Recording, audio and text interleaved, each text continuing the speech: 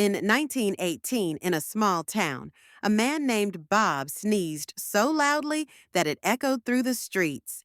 "Bless you," shouted his neighbor Alice from across the road.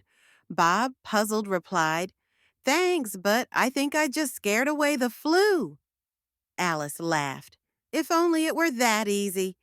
Bob, with a twinkle in his eye, said, "Well, if laughter is the best medicine, maybe my sneeze is the second best." And so, Bob's sneeze became the town's legend, credited with keeping the flu at bay.